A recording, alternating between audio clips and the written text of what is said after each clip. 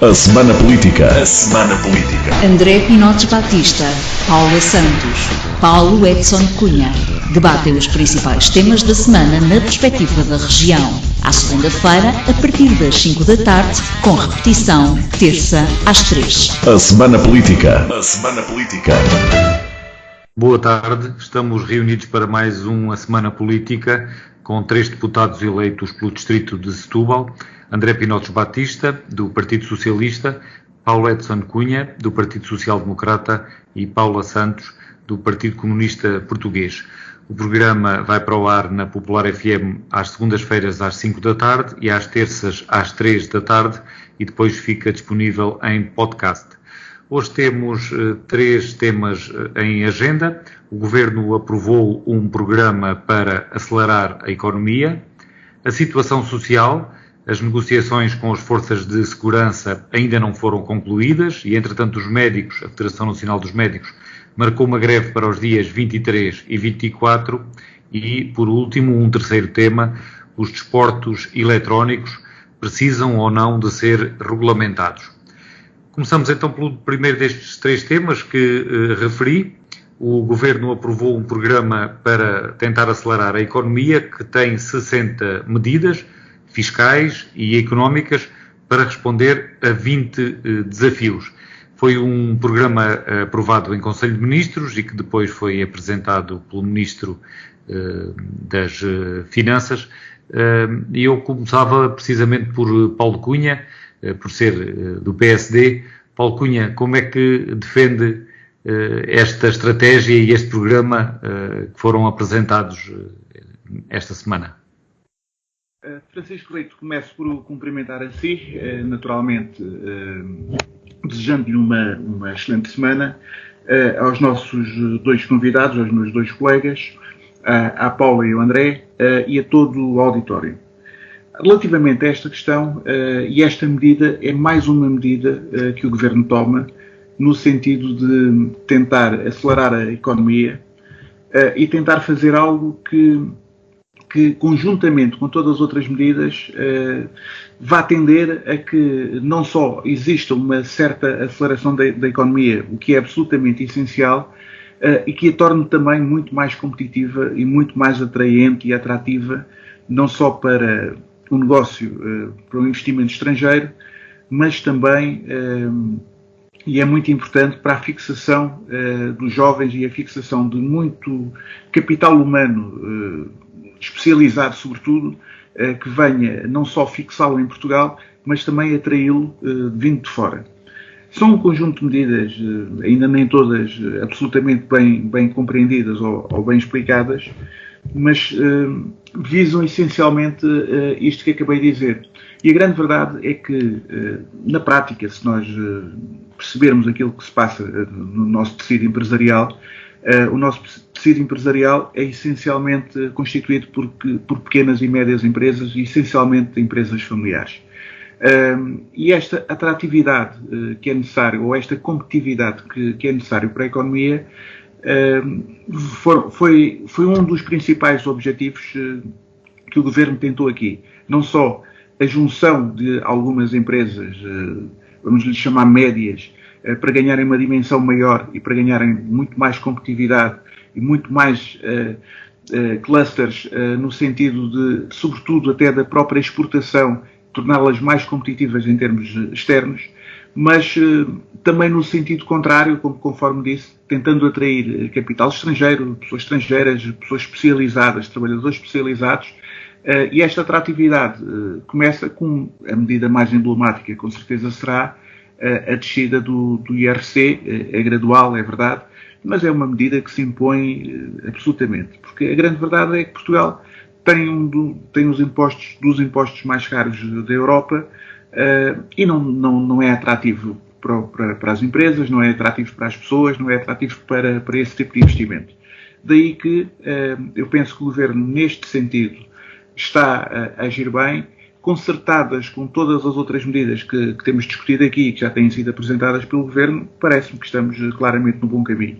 Eu preferia, neste momento, ficar por aqui, até porque imagino que haja, da parte dos meus colegas... Sim, vamos ouvir. Eu passava Até já para Paula Santos. Obrigado. O programa foi apresentado na quarta-feira. Depois disso, o secretário-geral do Partido Comunista, Paulo Raimundo, já teve a oportunidade de dizer que este programa vai beneficiar as grandes empresas, mas é só isso, não reconhece aqui nada que possa ir para além disso, do benefício às grandes empresas. Muito boa tarde, cumprimento todos, cumprimento quem nos está a ouvir. Relativamente a este programa, nós fazemos uma apreciação daquelas que são as orientações e as opções políticas que estão presentes no conjunto das medidas que foram anunciadas. E, portanto, é essa apreciação numa perspectiva global que é preciso considerar. E relativamente ao conjunto das medidas, de facto, aquilo que se vê é uma clara opção por parte deste governo de desviar recursos públicos para beneficiar as grandes empresas. Isso é bem patente quando anuncia, aliás, era conhecida a redução, esta intenção por parte do governo, da redução do IRC para 15%, quando pretende introduzir e alargar ainda mais benefícios fiscais que irão favorecer, sobretudo, as grandes empresas. E nós colocamos isto porquê? Porque sabemos que muitas micro, pequenas e médias empresas do nosso país nem sequer têm lucros para pagar IRC. Portanto, uma medida nessa natureza não é para potenciar e apoiar as micro, pequenas e médias empresas que, permita a referência, são a esmagadora maioria do tecido económico do nosso país. Ao longo destas 60 medidas, não há uma sequer que permita, que vá no sentido de apoiar e de contribuir para o desenvolvimento da atividade económica das micro, pequenas e médias empresas. Não, aquilo que hoje está a afetar mais prende-se com os custos da energia, as comissões bancárias, as telecomunicações, os combustíveis, seguros, que de facto esmagam a atividade destas micro, pequenas e médias empresas. Também as questões relacionadas com o arrendamento, bem conhecemos que muitas acabaram por a sua atividade terminar devido à legislação em matéria de arrendamento, e a verdade é que sobre isto não há uma única medida e, portanto, mais uma vez, é um programa, aliás, não é nada que nos espante ou que traga surpresa, aquelas que são as orientações do Governo que constam do programa do Governo, vão exatamente neste sentido, que é de facto de favorecer as grandes empresas em detrimento de grandes empresas que esmagam a atividade também das micro, pequenas e médias empresas. Não se vê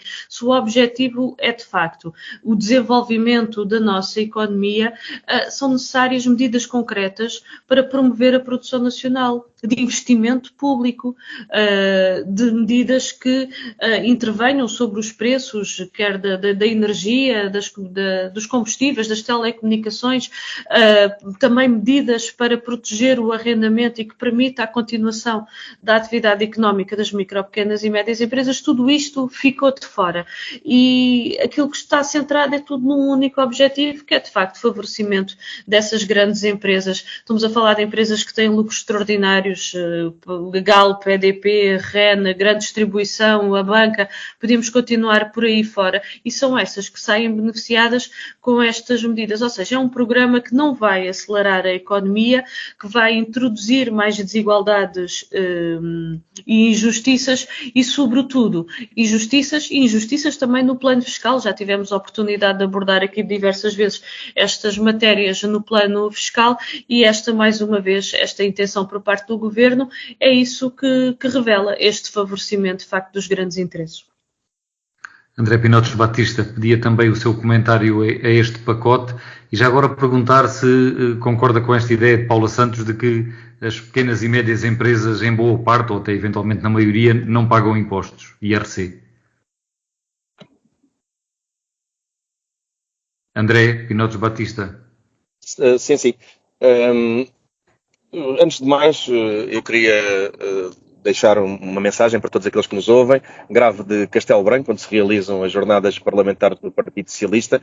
Cumprimentar os nossos convidados e também o nosso auditório. A primeira questão que tem que ser relevada sobre estes pacotes do Governo tem mesmo a ver...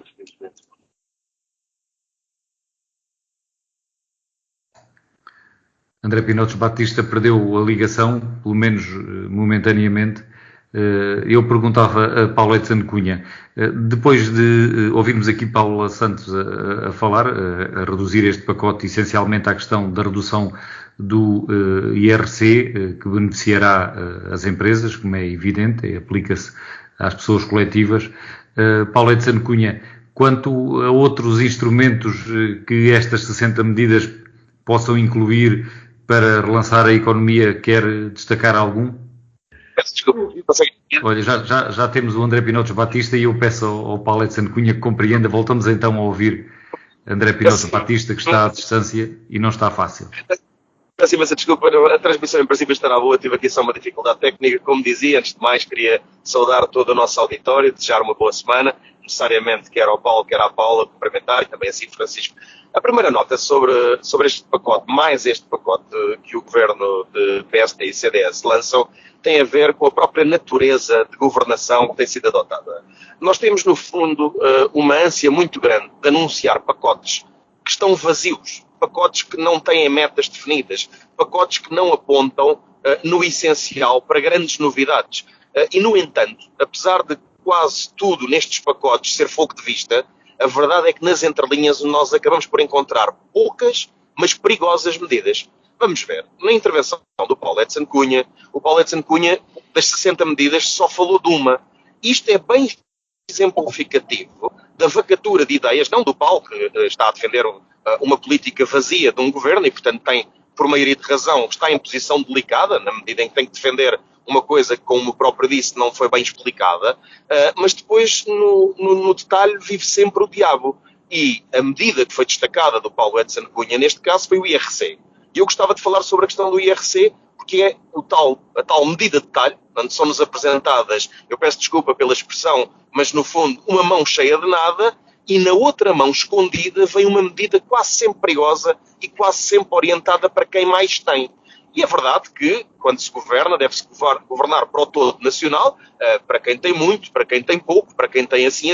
É isso que cabe a uma governação responsável e equilibrada, mas a verdade é que não é isso que encontramos. Deixem-me debruçar-me sobre a questão do IRC, relembrando que já tivemos esta discussão sobre habitação, já tivemos esta discussão sobre o IRS jovem, já tivemos esta discussão sobre o SNS, quando falamos da privatização, da abertura a privados que está a ser feita ao SNS, e que aqui se coloca de uma forma gravíssima.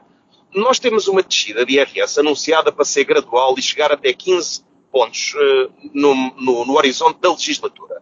É muito importante que os nossos ouvintes compreendam do que é que nós estamos a falar. 40% das empresas portuguesas não pagam IRC. E, portanto, do universo de empresas para as quais isto é lançada, 4 em cada 10 já estão de fora. Mas é preciso detalharmos um bocadinho mais para se perceber a real gravidade do que aqui está em causa. Cada 2 pontos de IRC que nós baixemos representam 500 milhões de euros de receita. Portanto, o valor acumulado desta medida no final da legislatura será de 1.500 milhões de euros. Retenham este valor, 1.500 milhões de euros, porque um bocadinho mais adiante vamos ver que falta o dinheiro, este dinheiro que está a ser dado. Mas agora a questão é...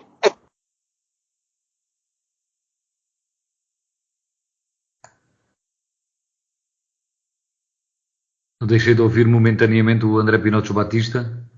Não sei se fui só eu. Parece que... André, estamos a ouvi-lo com cortes, mas agora estamos a ouvir, sim. Eu estava a dizer que, além de 40% das empresas não pagarem IRC e desta medida ter um custo de 1.500 milhões de euros acumulado até ao final da legislatura, isto é, 500 milhões por cada 2 pontos, a situação é mais gravosa quando nós vamos ver para quem é que se dirigem estas verbas. Só 0,2% das empresas, isto é, 2 em cada 1.000, é que têm 50 milhões de euros de lucro ou mais. Ou seja, Luís Montenegro, o PSD e a AD estão a dirigir um alívio fiscal de 1.500 milhões de euros para 2 em cada 1.000 empresas. Eu repito, 2 em cada 1.000 empresas, que são quais? As que lucram mais de 50 milhões. Que empresas é que lucram mais de 50 milhões? São as grandes seguradoras, as grandes empresas da distribuição, as grandes construtoras, são 2 em cada 1000. E depois, quando nós chegamos à discussão, que teremos no ponto seguinte, sobre professores, médicos, forças de segurança, diz-se não há nem mais 1 cêntimo. Ora, não há nem mais 1 cêntimo porque já desbarataram a folga que herdaram e, para demais, estão a querer dar descontos a quem não precisa deles. E, sobretudo, a questão gravosa aqui é esta. Portanto, o que é que nós temos em resumo? Nós temos um pacote com 60 medidas, muitas delas que já estavam criadas no governo anterior e estavam em execução, numa legislatura que foi interrompida, mas, sobretudo, temos esta dimensão. Nós estamos a isentar de impostos e a dar descontos a quem não precisa deles. Queria só somar mais uma questão prática a esta discussão. O Código de IRC que temos em vigor tem um conjunto de isenções que são colocadas às empresas que reinvestem, que apostam na formação, que investem em infraestruturas por maioria de razão, aqueles que têm a maior disponibilidade de tesouraria, aquelas que mais faturam são as que conseguem ter uma coisa em que André Ventura foi especialista e avançado durante muito tempo, o famoso tax planning, ou para quem não está tão familiarizado, a planificação fiscal, que não é uma fuga aos impostos, mas chamam-lhe a forma inteligente de pagar menos, e as taxas em Portugal de IRC para quem pode fazer isto, que são as tais 2 em cada 1000 empresas, é inferior a 10%. Ou seja, Francisco, resumindo, nós vamos retirar 1.500 euros de receita do Orçamento de Estado, que nos vão fazer falta, e na discussão a seguir já vamos ter a oportunidade de perceber onde, para dar um desconto, sobretudo, a 2 em cada 1000 empresas que faturam mais de 50 milhões de euros. É uma medida injusta, é uma medida infundada e é uma medida que não é inteligente, a não ser no sentido de a AD querer governar para um eleitorado muito particular, que é o eleitorado muito rico, com muito poder de capital e que não tem contribuído de forma harmoniosa para a distribuição de riqueza em Portugal. Dito isto, de facto fica esta perplexidade que sucedem-se os pacotes, não conhecemos as estratégias, não conhecemos as metas, não conhecemos os custos e quando vamos analisar aqueles que se conhecem são desta natureza. Já assim foi quando falámos de descontos de 980 euros para quem ganhava mais de 5 mil. Eu acho que os nossos ouvintes percebem, se os descontos são dados a quem ganha mais de 5 mil euros por mês e se os descontos são dados a quem fatura mais de 50 milhões de euros por ano, nós percebemos muito bem para quem é que a AD está a governar, mas não é para o povo português no seu todo. André Pinotes Batista, confesso que não percebi aí uma conta que apresentou. Diz que apenas 2 empresas em cada 1000 têm lucros acima de 50 milhões de euros. Mas as empresas que têm lucros abaixo de 50 milhões de euros também pagam o IRC, ou não? É porque não deve ter ficado um corte naquilo que eu disse, porque não é isso. 45% do IRC provém das empresas que ganham mais de 50 milhões de euros de lucros por ano. 45%. Os outros 55% são das empresas que pagam abaixo, não é? Pois, aí temos que ir analisar a demografia e chegar à conclusão que a grande maioria está na fasquia entre os 25 e os 50 e os 10 e os 25. Portanto, eu frisei bem, talvez não tenha ficado na transmissão, 45% das empresas ganham mais de 50 milhões de euros e elas correspondem a estes 0,2% que eu falava. As outras faturam pagam também mais, têm mais de 50 milhões de lucro. Sim, essa parte ficou clara. Eu não sabia porque é que estava a referir só a essas, se as outras não pagariam IRC, se havia aí alguma componente fiscal que eu desconhecesse. Já agora, nos outros 55%, são também empresas que faturam muito e estão nos percentis que eu referi ainda há pouco, os 25 a 50 milhões e os 10 a 25 milhões. Portanto, aquilo que eu estou a apontar é que o alvo desta medida são empresas com lucros. Não estamos a falar de faturação. Eu pergunto isto, estamos num programa de discussão política do Distrito de Setúbal, eu pergunto quantas empresas no Distrito de Setúbal é que lucram mais de 50 milhões de euros por ano. E o Francisco tem contacto com muitos empresários e é evidente que existem e para quantos é que este desconto é realmente representativo. É que o tecido empresarial de Setúbal tem muita força e tem grandes empresas.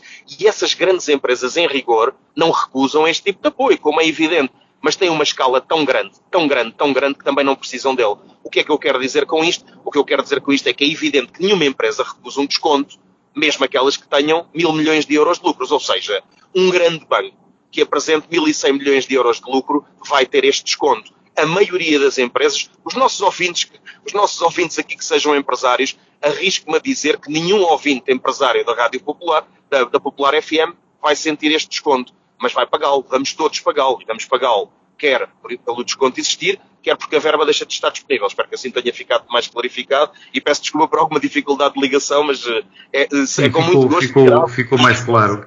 E já que o André Pinotos Batista invoca o meu nome e os meus conhecimentos do tecido empresarial, já agora deixe-me lhe dar o exemplo do jornal O Setubalense, que é uma pequena e média empresa que tem uma faturação que não chega a 1 milhão de euros. Paga impostos e IRC todos os anos. É uma pequena e média empresa e paga todos os anos IRC. E quando dá prejuízo, que foi o caso do ano passado, ainda paga mais IRC.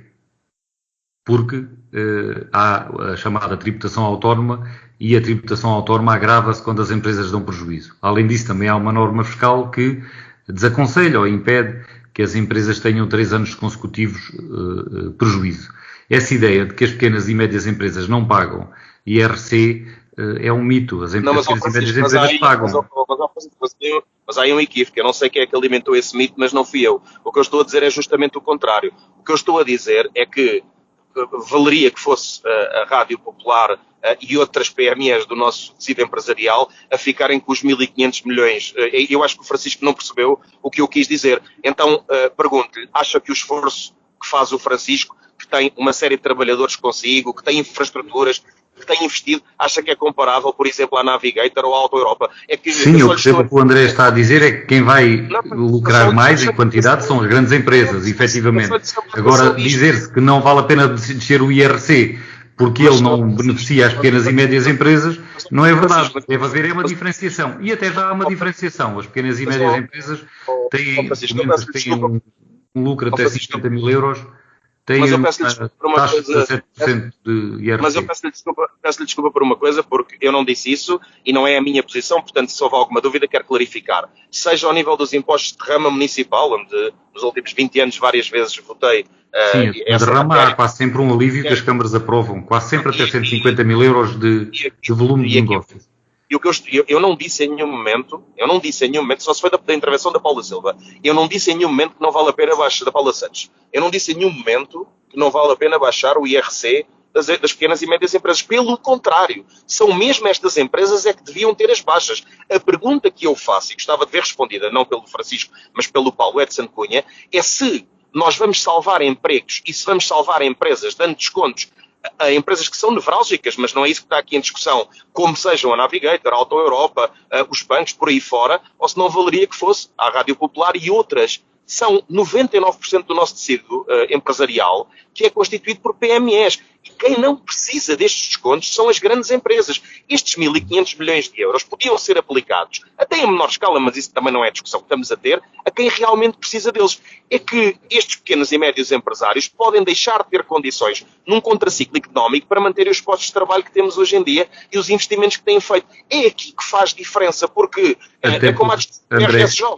Temos que passar a palavra ao Paulo Edson Cunha e também à Paula Santos, até porque há aqui uma outra coisa, e já comecei a fazer a defesa das pequenas e médias empresas, porque tenho conhecimento desse setor, dizer uma coisa que tem sido muito pouco falada e que é um verdadeiro problema para as pequenas e médias empresas. Os salários têm vindo a ser aumentados por decreto, os salários mínimos.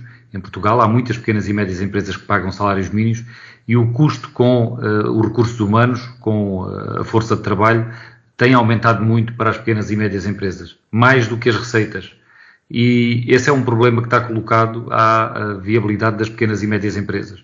Evidentemente que não quer dizer que existam logo de forma imediata muitas falências e que não seja possível que o crescimento do consumo possa compensar esse esforço, mas pelo menos como temos a conjuntura económica no final do ano passado e no princípio deste ano, isso não foi verdade, o consumo não subiu a esses níveis e as empresas estão a sentir sérias dificuldades, porque não é apenas a massa salarial, é também a contribuição associada à massa salarial. Paulo Cunha, quer responder algo que aqui tem sido dito relativamente a este programa de economia, até porque o André Pinotos Batista interpelou diretamente? Estava desejoso de o fazer, até porque o André conseguiu, deita os foguetes, faz a festa sozinho, e penso que é justo haver aqui algum tipo de contraditório. Em primeiro lugar, mais uma vez, eu acho curioso que o André Pinotos Batista venha aqui sempre com muitas preocupações, em nome do Partido Socialista, naturalmente, sempre com muitas preocupações relativamente ao dinheiro que neste caso vai ser do Orçamento de Estado, quando é o Partido Socialista e o Chega, que, como nós sabemos, têm estado a governar, basta lembrarmos daquilo que aconteceu relativamente às SUTs, a fazerem uma governação, ou um tipo de governação, através do Parlamento, através da Assembleia da República, em que os gastos têm sido infindáveis, conforme todos nós sabemos e conforme temos aqui discutido várias vezes.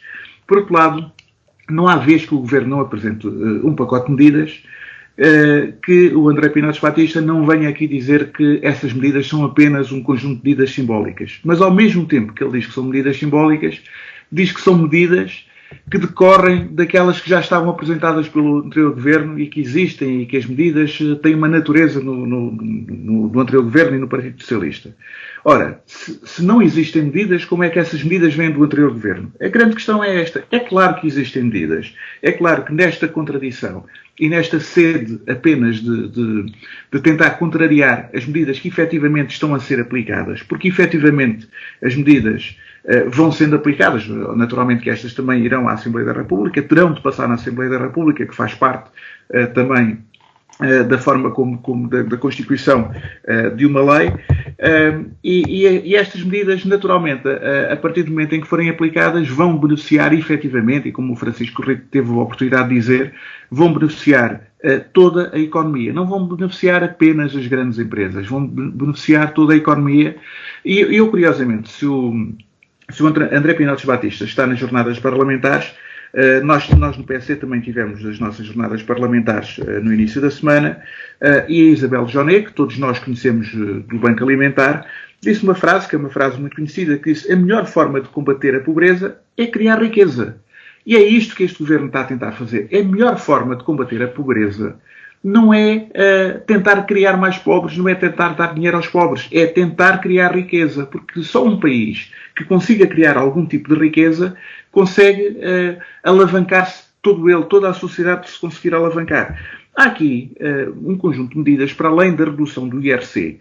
Há aqui medidas de captação de recursos financeiros, há aqui medidas de apoio direto ao financiamento dentro dessas medidas, há aqui medidas de inovação e retenção de talento, medidas estas que eu também tive a oportunidade de dizer há bocado, são para serem conjugadas com as medidas do IRS jovem que já aqui foram apresentadas.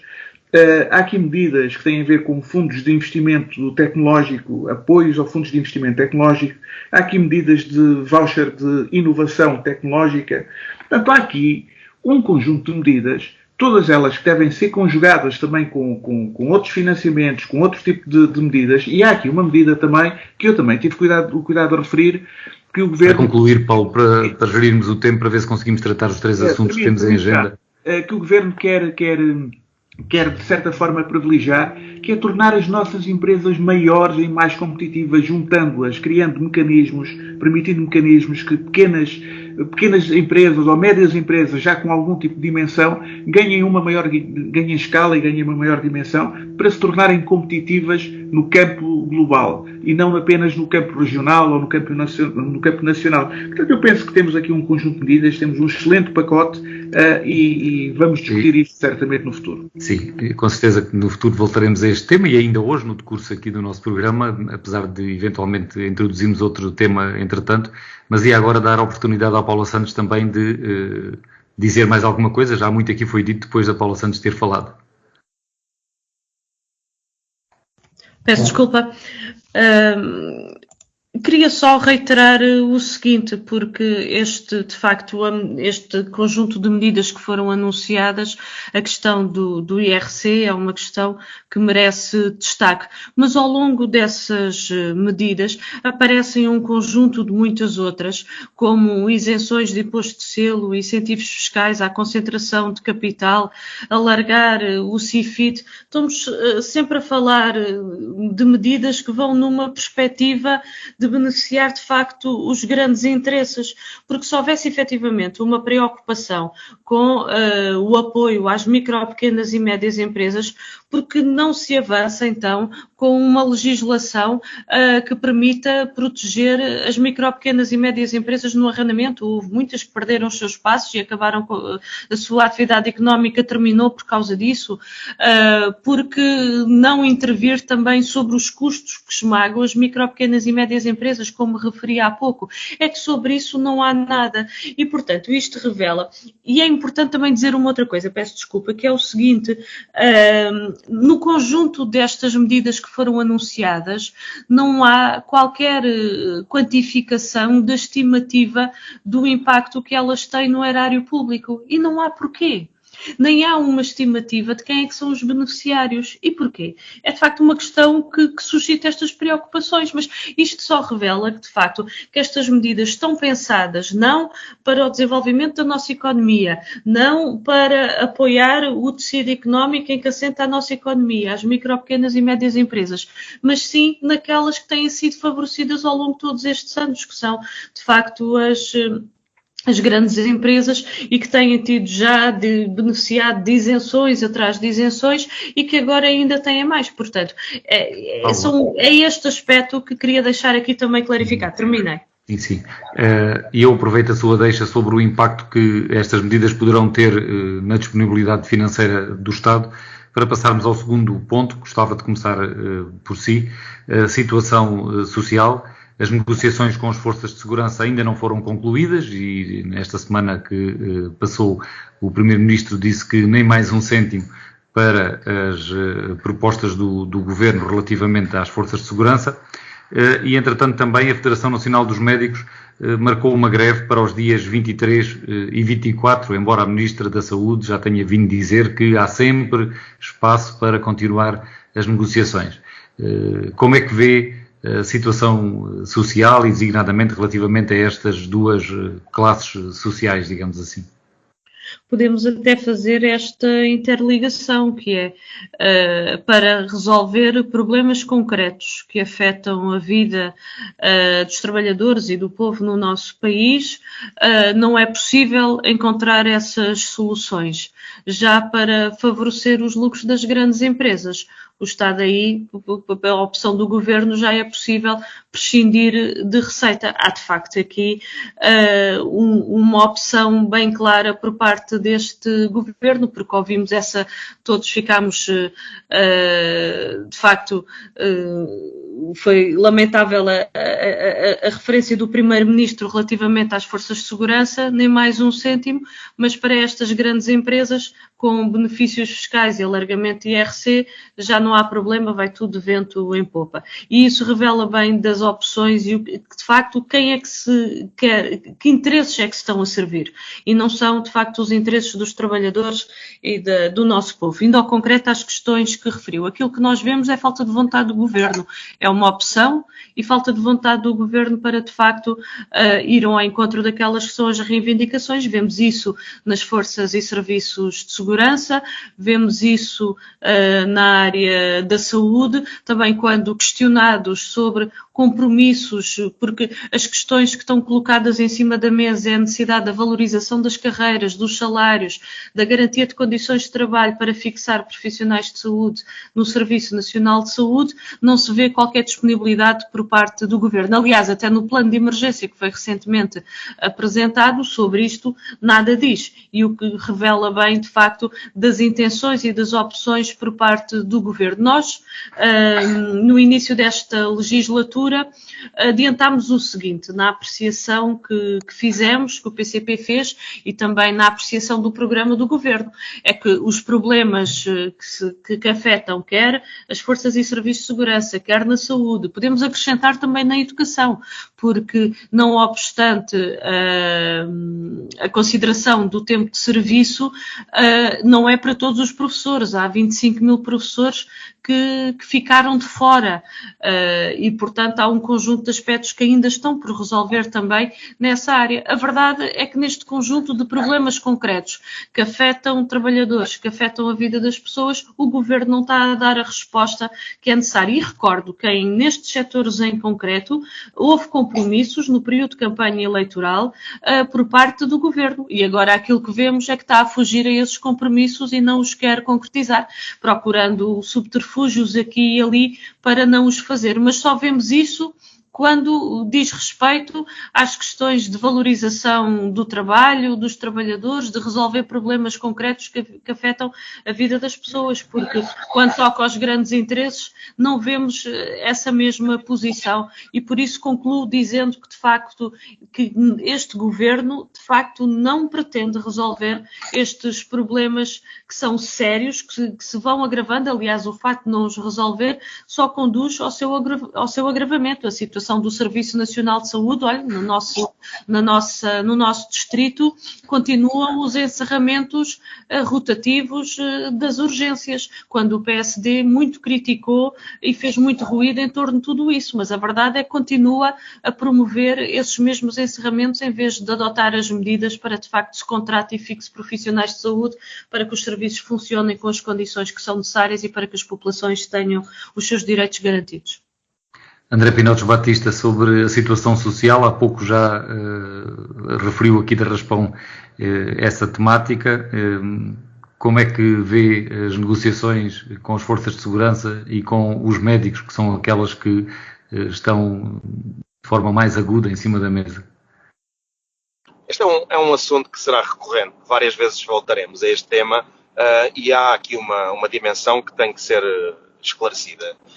Os aumentos que todos procuramos garantir têm que partir de uma base de realismo, e não é por estar na oposição ao Partido Socialista que defenderei coisa diferente, tem que partir de uma base realista e equitativa. Nós não podemos tratar de forma muito desigual os vários setores. Evidentemente que não podem existir aumentos iguais em todo o lado, porque as realidades são distintas, mas a verdade é que tem que haver uma sustentação, e muitas vezes eu coloco esta questão, que é as medidas, tem que se perceber de onde é que veio o dinheiro. Mas se da intervenção que estou a ter parecer que de alguma forma estou a escurar o Governo, muito pelo contrário.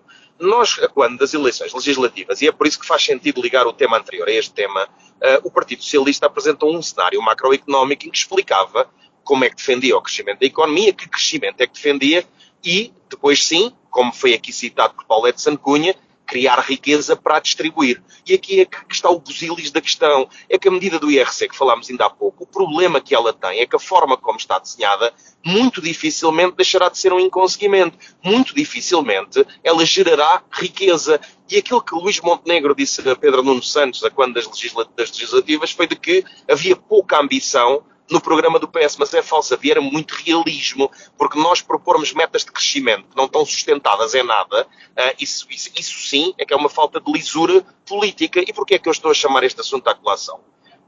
Antes de mais, relativamente às forças das autoridades, todas as forças políticas assumiram uma posição clara, menos Luís Montenegro, é preciso dizê-lo, e que cometeu agora um gravíssimo erro na forma como comunicou, porque não é forma de se dizer em público, nem mais um cêntimo. Este tipo de linguagem é desadequada, é desapropriada para um primeiro-ministro, quando estão a decorrer negociações. Não foi assim que funcionou nos últimos anos, e houve vários aumentos que foram conseguidos. Existe um recato negocial, um respeito pela dignidade das pessoas, e o Primeiro-Ministro manifestamente não o teve. É evidente que tem que existir um pulso firme de quem governa para não abrir determinadas caixas de Pandora que depois não podem ser encerradas. O Partido Socialista, quando nas legislativas anunciava uma medida, dizia quanto é que ela custava e como é que a ia sustentar. Os portugueses, os nossos ouvintes, podem ir ver o nosso programa macroeconómico, que no fundo é o instrumento financeiro que diz como é que financiamos aquilo que prometemos e aquilo com o qual nos comprometemos. E a questão aqui é muito simples.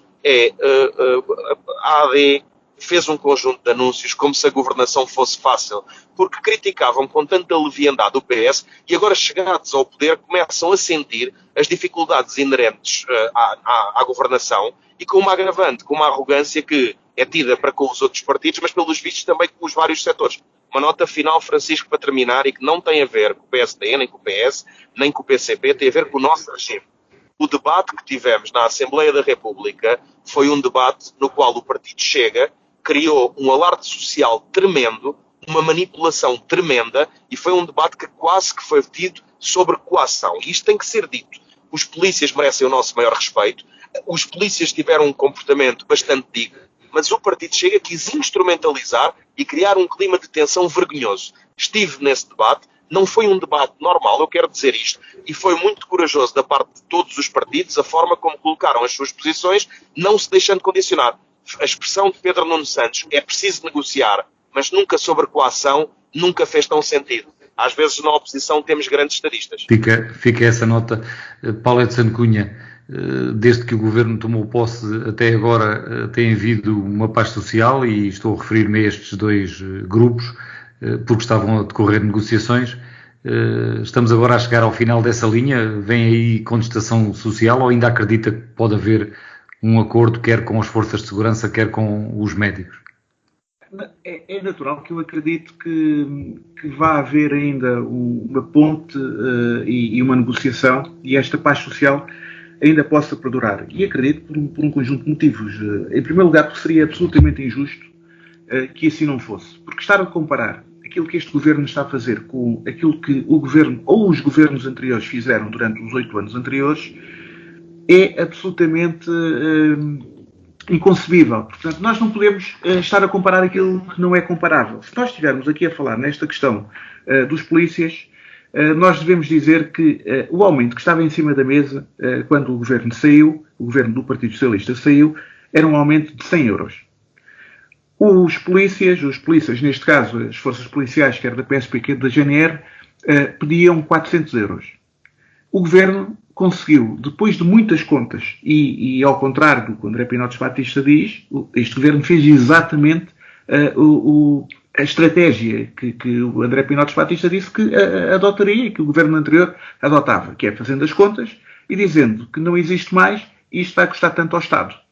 O mesmo André Pinotes Batista, que há pouco apresentava aqui um conjunto de contas que vão custar ao erário público 1.500 milhões de euros, não vem aqui dizer quanto é que vai custar ao erário público, se forem 300 ou se forem 400 euros para estas forças policiais. Sendo que foi, como nós sabemos, o Partido Socialista que criou, e o anterior Governo, que criou toda esta situação, com o aumento que deu, que não digo que seja justo ou injusto, mas com o aumento que deu a umas forças policiais, neste caso a PJ, e que não deu aos restantes setores também de segurança, nomeadamente a PSP e GNR, e outros se seguirão. E o dinheiro não chega para tudo.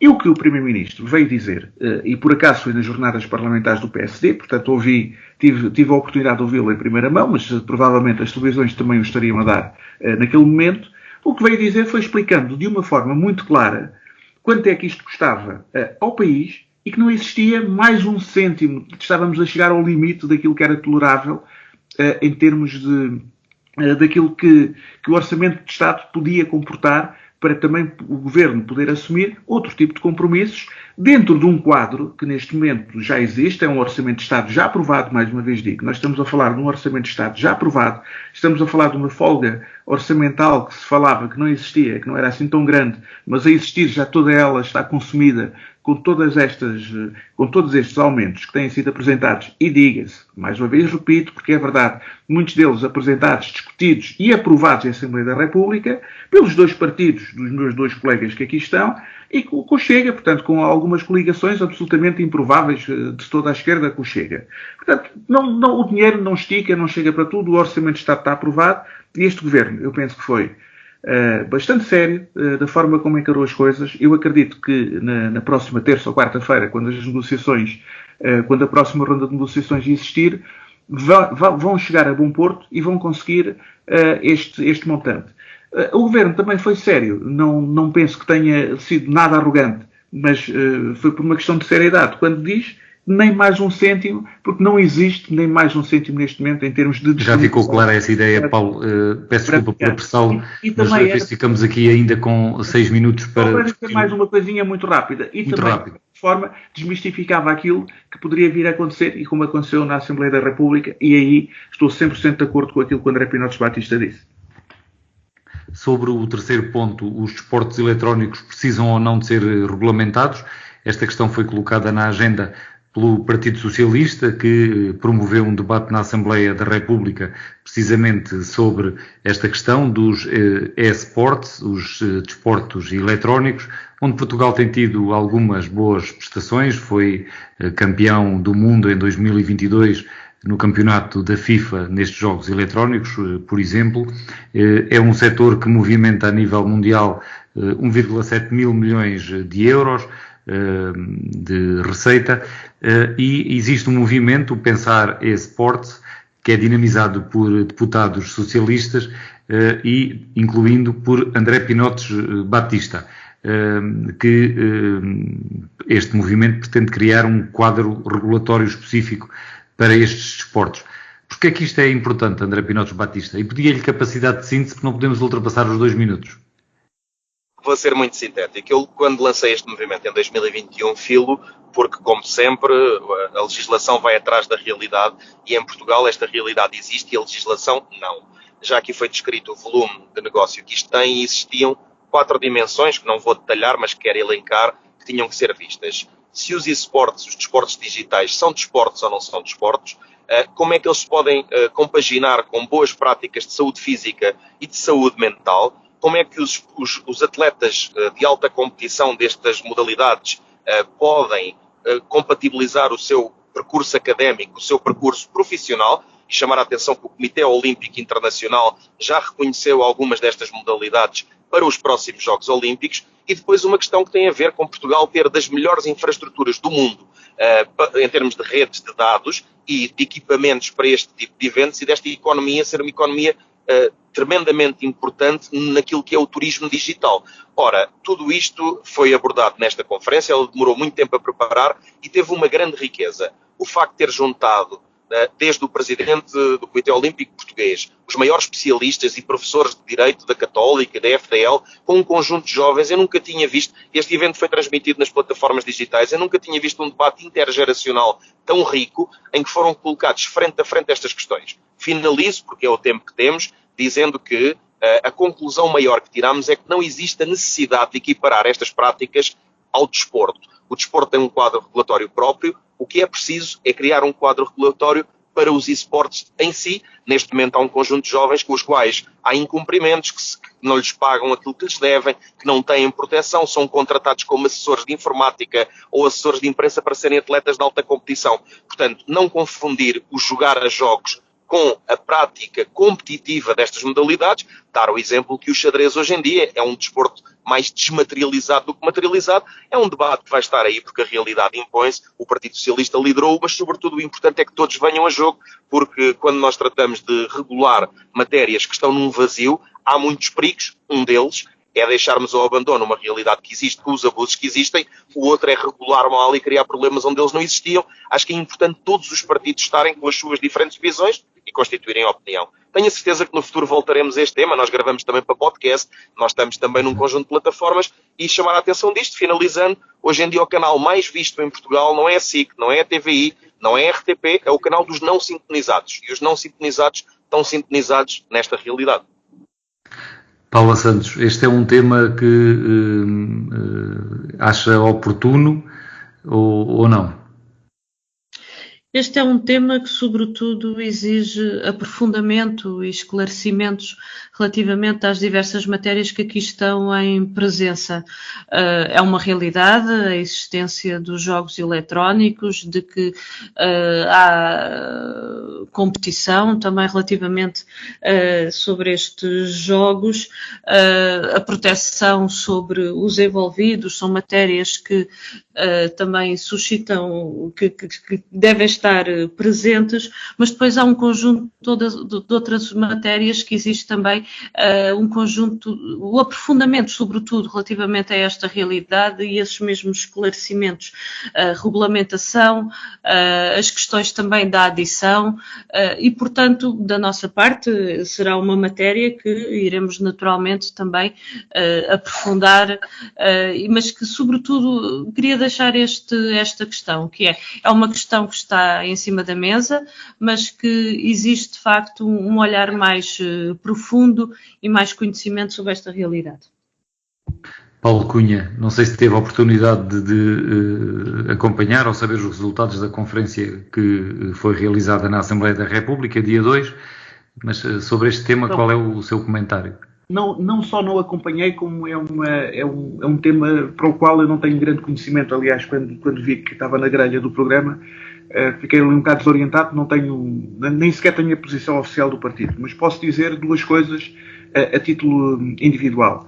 Dizer que acompanho aquilo que aqui foi dito pelos meus dois colegas, e essencialmente pelo André Pinotes Batista, que pelos vistos tem aqui um papel de relevo na implementação deste tipo de medidas que quer implementar também na Assembleia, e acompanho naturalmente. E como jurista, eu também sempre tenho defendido que o direito deve efetivamente acompanhar aquilo que são os movimentos sociais, aquilo que é, no fundo, o nosso viver, o nosso dia-a-dia. E sempre que há uma nova realidade no nosso viver, no nosso dia-a-dia, essa realidade deve ser o quanto antes regulada, porque se não for regulada de uma maneira, vai ser regulada de outra, através dos próprios tribunais, que vão ter que fazer analogias com outro tipo de situações.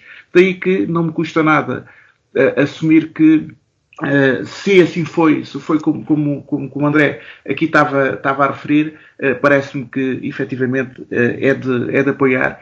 É de apoiar no sentido de lançar esta discussão. Uma nota final muito rápida para dizer que não é que eu esteja muito contente com o resultado em França, mas devo dizer, não posso deixar de o dizer, que a extrema-direita não ter ganho acaba por ser um excelente sinal para a Europa. E termino desta forma.